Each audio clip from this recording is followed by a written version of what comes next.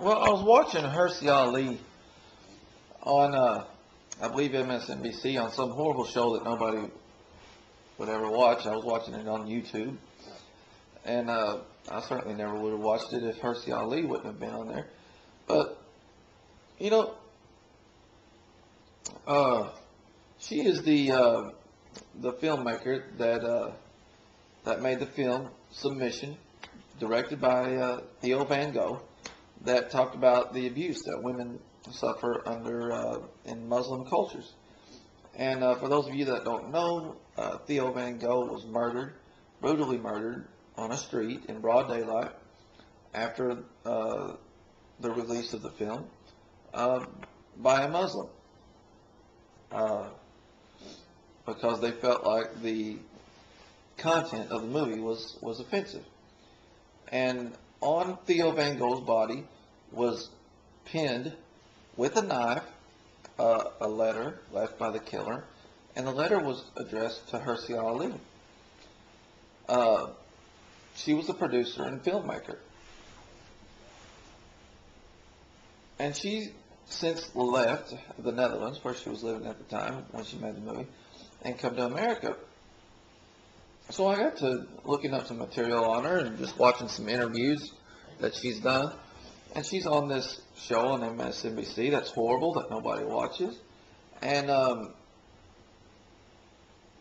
she was talking, the interviewer seemed to suggest that, and I'm going to copy this link to this video I'm talking about, seemed to suggest that, you know, her anti-Muslim rhetoric, as he called it, was part of the problem.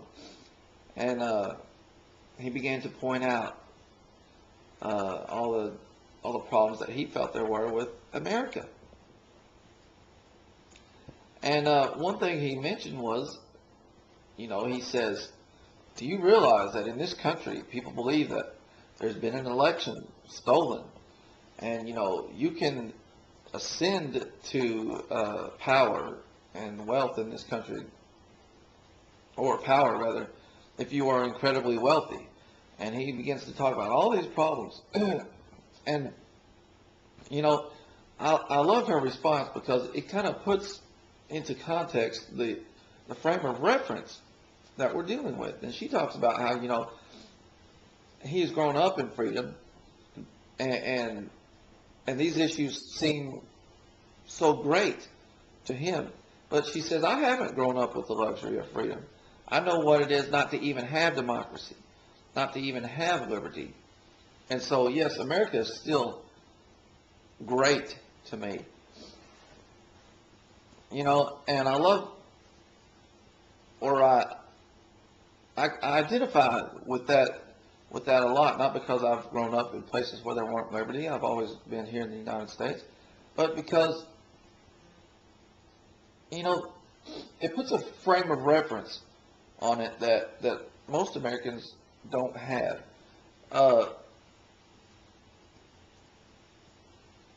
You know, there are a lot of people that are ignorant of what goes on in other parts of the world.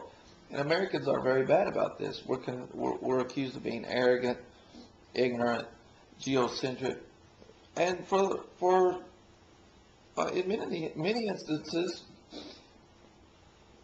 those accusations are fair. But for those of us that do look outside of our immediate surroundings, we do see what goes on in other parts of the world. It only becomes more and more obvious that America does have it better, that we are a better culture, that we have come further than the rest of the world. And the multiculturalists, they hate us for saying this. How could you say, and this guy here is a perfect example, how could you say that America is better when you have the wealthy controlling the power structure, when you have elections being stolen, when you have women earning less than men for equal labor, when you have, you know, blacks being disenfranchised in the vote and things like this.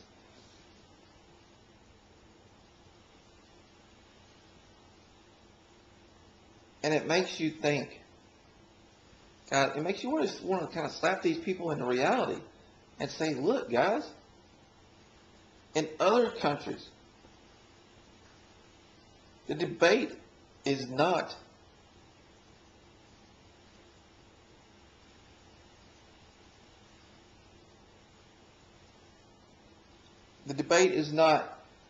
should women earn equal pay for equal work. The cultural debate in many Muslim countries starts at a place like, should women be able to leave the house during the day without the accompaniment of a male relative? That's a burning question in many Muslim countries. And the answer for a large segment of the population when considering that question is no. They do not believe that women should be able to leave the house without the accompaniment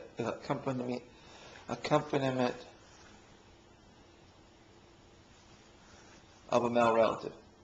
We haven't even got to, should women be allowed to work?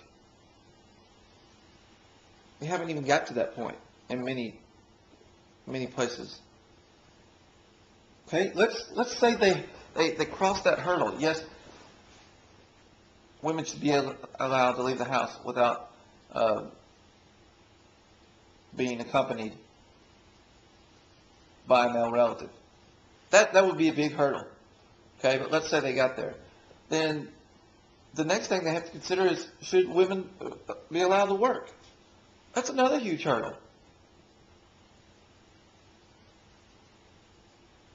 Then you have the issue of, should women be allowed to even do the same work as men? In, more moderate secular Muslim cultures, even like Afghanistan was before the institution of the Taliban took over, women worked, but in very specific jobs, as nurses, as teachers. The workforce was very segregated into areas of women do these jobs, men do these jobs.